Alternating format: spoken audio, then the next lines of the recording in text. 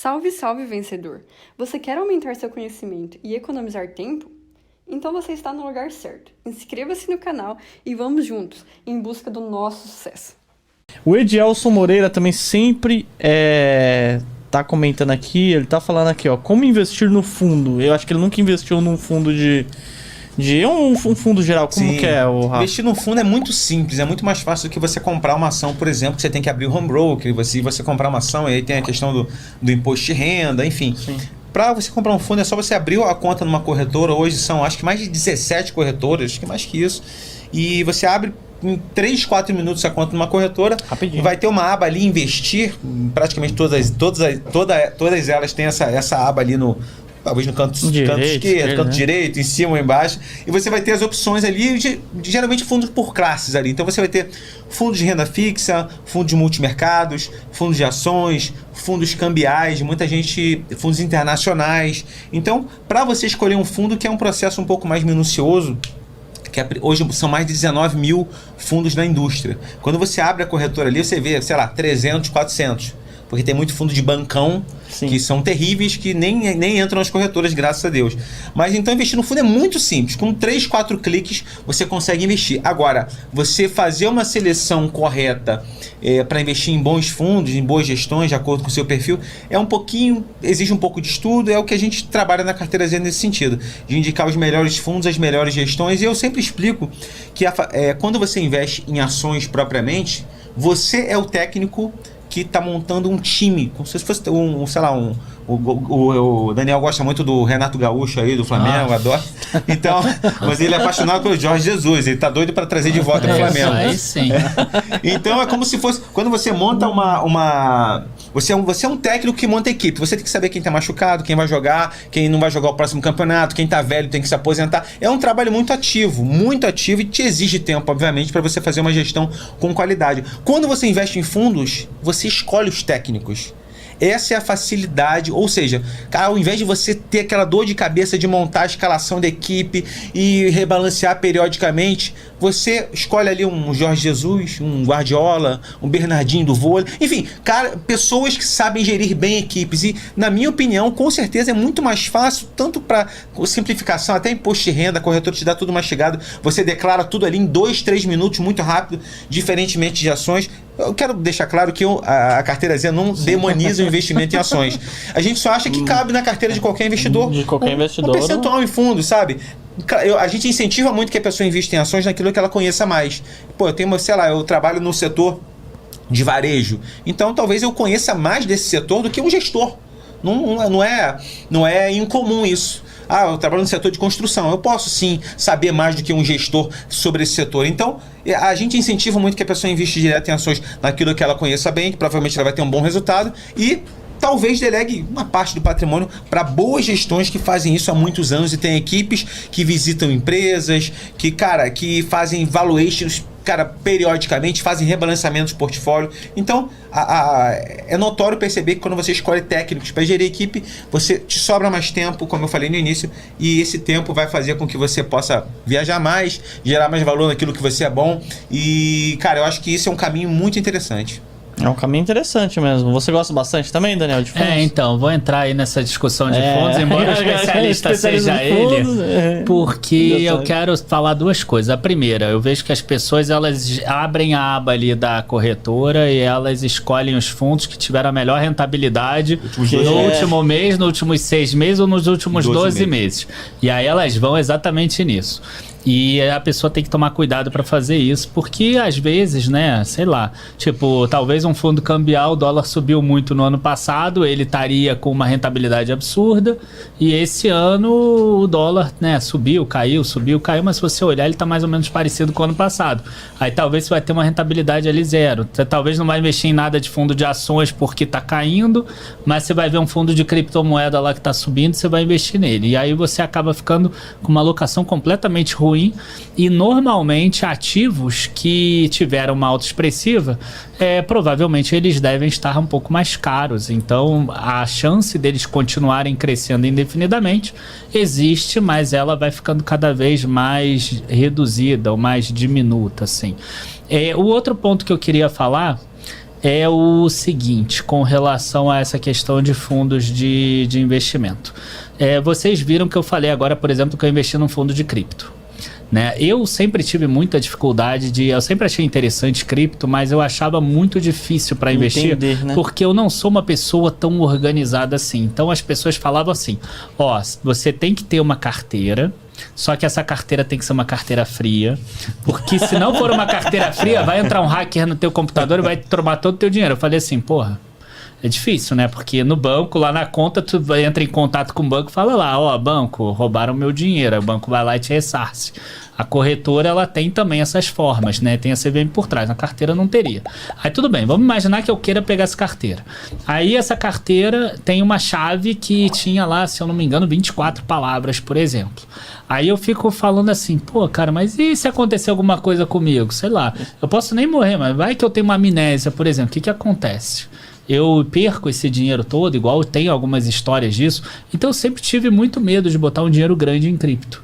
E aí o fundo, pra mim, foi muito legal, foi muito bacana. Porque, cara, isso é problema do gestor, né? Como ele vai cuidar disso, não sei o que se dane, que vai ter lá uma taxa de administração. Mas tudo bem, pelo menos eu não corro o risco de perder tudo porque ou eu morri, ou eu tive uma amnésia, ou porque eu esqueci mesmo e eu não anotei em algum lugar. Então, pra mim, encaixou, isso foi perfeito, muito, né? Legal, porque encaixou. Eu tenho a valorização se tiver, eu posso estar exposto a esse setor e, em contrapartida, eu não preciso, né, ficar cuidando dessas coisas. E outra questão também é a questão do estudo mesmo. Então, às vezes, por exemplo, se tivesse um fundo que investe em China, por exemplo, eu quisesse investir na China, eu sei que tem um ETF hoje em dia, mas eu não gosto do ETF China. Mas se ele investisse dessa forma, mais ativo, por exemplo, depois da China ter caído tanto, talvez eu gostaria, porque, cara, eu não quero ir lá estudar a China, eu não quero ficar tentando entender os conceitos, também, etc. A regionalidade, né? Todo, não inclusive, vai tirar o meu tempo de estudar as ações aqui no Brasil por causa disso. A gente tem, né, o pessoal já sabe, né, que o tempo não volta. Então, a gente tem que usar bem o tempo, que é o nosso bem mais precioso, como vocês falaram. Então, essas duas questões eu acho que são importantes de fundos. Não olhar a rentabilidade dos últimos 12 meses como a única referência que você vai ter para escolher os fundos e também aproveitar para investir naquelas teses que talvez você não tenha como investir diretamente ou você não tenha como estudar diretamente. Né? Às vezes você tem teses que você não tem como investir diretamente realmente. E aí vai para fundos que vale a pena. Tem fundos que a gente estuda e recomenda também, internacionais. Eu até estava na live ontem no evento da IPBRD, um evento excelente, que teve uma galera muito boa palestrando lá, o Thiago Negro, eu fiz um painel lá com o Breia, com o Thiago Salomão também participou, o pessoal do diretor da B3, então foi um evento muito bom, muito agregador com relação a essa parte de investimentos internacionais. Eu expliquei alguns fundos que a gente recomenda, que a galera tem muito foco na tecnologia, por exemplo, investe em empresas canadenses de games. Então, como é que a pessoa vai ter um fundo que a gente indicou, por exemplo, cara, rendeu desde 2020 aqui, que a Bolsa, eu fiz um vídeo semana passada no canal da Carteira Z no YouTube, a Bolsa caiu 11% até a data ali da semana passada que eu fiz o vídeo. E, cara, dos 3 fundos recomendados internacionais por nós, um subiu 111%, outro 130 e pouco, outro 152%. Ou seja, fundos que investem no exterior, alguns fundos cambiais, ou seja, ele ganha em duas componentes, que é a componente do dólar e da valorização dos ativos do portfólio. Sim. E, cara, são fundos globais. Tem um fundo, por exemplo, que investe só no mercado americano, tá? Que o mercado americano aí investe muito em pesquisa e desenvolvimento, 30% de todo o dinheiro gasto com pesquisa e desenvolvimento do mundo é nos Estados Unidos, tá? E então é muito interessante você ter essa diversidade geográfica no seu patrimônio, e fundos também servem muito para isso. Uma galera que conhece muito bem o mercado, tem gente que morou no exterior há muito tempo e conhece muito bem essas empresas. Então, nesse sentido, fundos também são excelentes alternativas para compor o portfólio nessa parte geográfica ali, porque você bem sabe que 98% do market cap global é fora do Brasil, só 2% é aqui. Então, eu até no vídeo eu falei, cara, se você tem se é um americano que tem Apple, Facebook, Amazon, Google no portfólio, ele não vai sentir falta para complementar esse portfólio de uma Oi e de uma IRB. Ele não vai sentir falta. Talvez ele diversifique no Brasil só porque para ter uma exposição, país emergente, subdesenvolvido, as simetrias podem ser favoráveis. A gente não. A gente está do lado oposto. Lá, para a gente investir no exterior não é diversificar. A gente investe no exterior porque é bom, porque é necessário, porque é taxativo. Então, isso que a gente prega com muito... A gente quer cada vez mais disseminar essa informação para as pessoas se conscientizarem que é importante ter um percentual definido para isso. E eu vou te falar, para você realmente entrar lá, eu quando comecei, isso daí uns 4 anos atrás, acho 4, 5 anos atrás, comecei a fazer investimentos, eu entrava nesses fundos, eu não conseguia entender, porque tinha milhares de fundos de investimento lá e, eu era muito leigo, né? E sei lá, tinha fundo, diamante, não sei o que lá. E aí eu falava, mano, eu quero ser diamante, eu vou entrar nesse fundo aqui, né? E às vezes o fundo era mó bosta, né? Tá ligado? Quanto mais bonito o nome do fundo, geralmente, hiperfundo Bradesco, hiperfundo é uma bosta. Quanto mais bonito, super, quando, cara, o nome é muito bonito, você tem que desconfiar. Porque, e antigamente, né, eu via lá, né, esse fundo aqui rendeu 90% do CDI.